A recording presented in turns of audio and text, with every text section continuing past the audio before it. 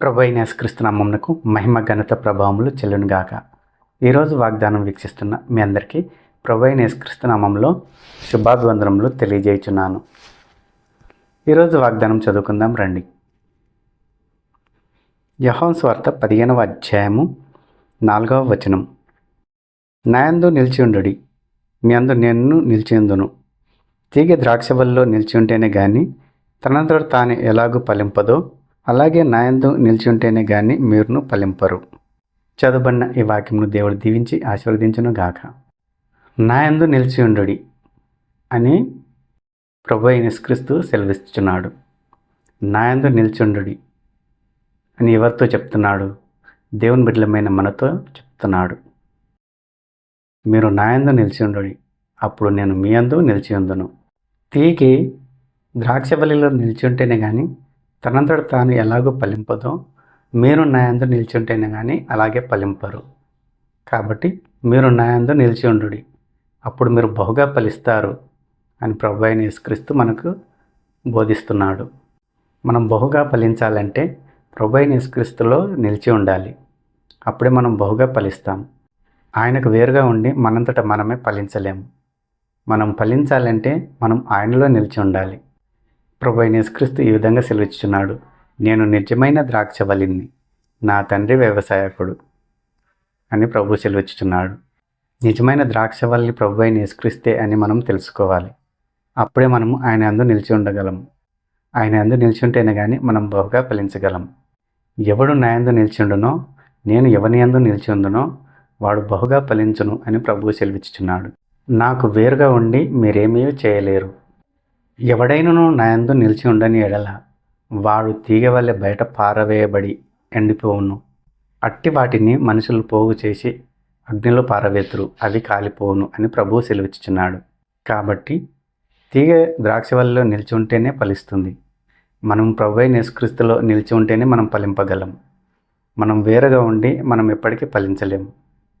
ఈ భూమి మీద మనము జీవించినంత కాలము మనము ప్రభువైన యేసుక్రీస్తును ఆధారం చేసుకొని జీవించాలి. కానీ మనంతటా మనము మన తెలివితేటలను ఉపయోగించి, జ్ఞానంను ఉపయోగించి జీవించగలము అనుకుంటే అది మూర్ఖత్వం. నా యందు మీరును మీ యందు నా మాటలను నిలిచి ఉన్నాడేలా మీకు ఏది ఇష్టమో అడుగుడి, అది మీకు అనుగ్రహింపబడును అని ప్రభువైన యేసుక్రీస్తు మనకు సెలవిస్తున్నాడు. మీరు బహుగా ఫలించుట వలన పరలోకమందున్న తండ్రి మహిమపరచబడతాడని ప్రభువు సెలవిస్తున్నాడు.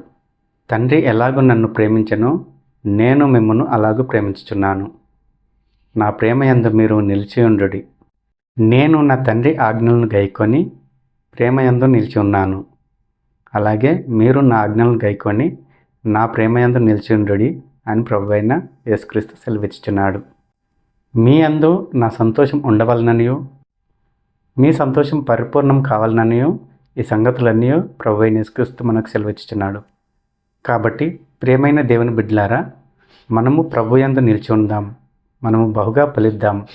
ఆయనకు వేరుగా ఉండి మనం ఏమి ఫలించలేము, ఏమి చేయలేమని మనము తెలుసుకొని ఇప్పుడే మనము ఆయన తట్టు తిరుగుదాం, ఆయన వైపు చూద్దాం.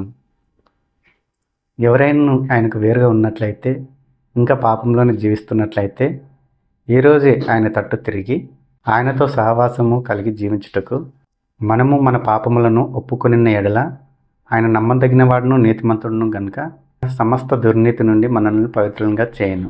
కాబట్టి ప్రియమైన దేవుని బిడ్డలారా, ఈరోజు నుండి దేవునిలో నిలిచుంటకు ప్రయాసపడండి. పాపంలో జీవించడం వలన, పాపంలోనే బ్రతకడం వలన మనము ఫలించలేము. మనము బహుగా ఫలించాలంటే ముందు ఆయనలో మనం నిలిచి ఉండాలి. ఆయనకు వేరుగా ఉండి మనము ఎంతకాలం జీవించినా ఆ జీవితము వ్యర్థము. ఆయన ప్రేమను పొందుకుందాం, ఆయన ఆజ్ఞలను గైకుందాం, ఆయన చిత్తమునకు లోబడదాం. ఈ విధంగా ఎవరైతే తీర్మానం తీసుకొని ఇక మీదట నేను ప్రభువైన యేసుక్రీస్తును ఆధారం చేసుకొని జీవిస్తాను, ఆయనతో సహవాసం కలిగి జీవిస్తాను అని మీలో ఎవరైనా తీర్మానం తీసుకుంటున్నట్లయితే ఈరోజే ప్రభు తట్టు తిరుగుడి. మీ పాపను నొప్పుకొని విడిచిపెట్టండి. ఆయన సమస్త దుర్నీతి నుండి మిమ్మల్ని పవిత్రంగా చేస్తాడు.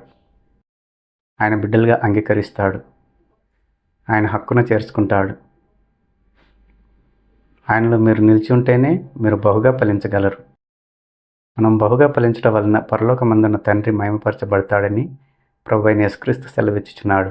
కాబట్టి ఆయన మనల్ని చూసినప్పుడు మనం బహుగా ఫలించే చెట్టు వలె ఉండాలి, కానీ మనలో ఆయనకు ఫలములు కనిపించాలి, మంచి ఫలములు కనిపించాలి. బహుగా ఫలించు చెట్టు వలె మనము ఆయన కంటికి కనబడాలి. ఇంకా ఎవరైనా లోకంలోనే జీవిస్తూ లోకంలో ఉన్న పాపములు చేస్తూ మీ పాపములు ఆయన పాదాల దగ్గర పెట్టి ఒప్పుకొని విడిచిపెట్టండి. ఆయన కనికరం గల దేవుడు కాబట్టి మిమ్మల్ని క్షమిస్తాడు, మీ పాపములను క్షమిస్తాడు. ఆయన రక్తంలో మిమ్మును మీ పాపములను కడిగి మిమ్మల్ని మీ హృదయంను శుద్ధి చేస్తాడు, పరిశుద్ధపరుస్తాడు. నూతన జీవితం, నూతన స్వభావము ఆయన మీకు అనుగ్రహిస్తాడు. ఆయన ప్రేమామయుడు, దయామయుడు, కరుణామయుడు గనుక ఆయన కనికరమును, ఆయన ప్రేమను మనం ఎల్లప్పుడూ పొందుకొని జీవించాలని ప్రభువైన యేసుక్రీస్తు నామములో మిమ్మల్ని వేడుకుంటున్నాను. ప్రార్థన చేసుకుందాం రండి.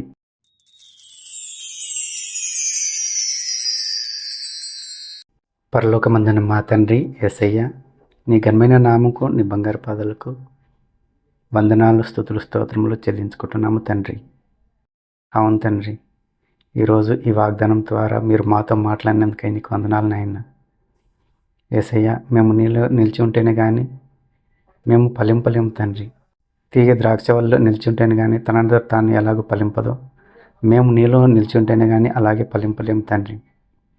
మేము నీ యందు నిల్చుంటకు, మీరు మా యందు నిల్చుంటకు, మేము బహుగా ఫలించుటకు సాయం చేయండి.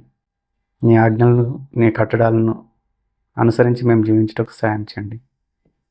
మేము బహుగా ఫలించడం వలన పరలోకమందున తండ్రి మహిమపరచబడతాడని ప్రభువుని వాక్యం సెలవిస్తున్నది. అట్టి ధన్యత, అట్టి కృప మాకందరికి అనుగ్రహించమని వేడుకుంటూ, మమ్మల్ని మేము తగ్గించుకుంటూ నీ నామం హెచ్చించుకోమని వేడుకుంటూ యేసుక్రీస్తు నామంలో ఈ మనవులు సమర్పించుకుంటున్నాం తండ్రి. ఆమెన్. ప్రభువైన యేసుక్రీస్తు కృప మీకును మీ కుటుంబములకు తోడై ఉండును గాక.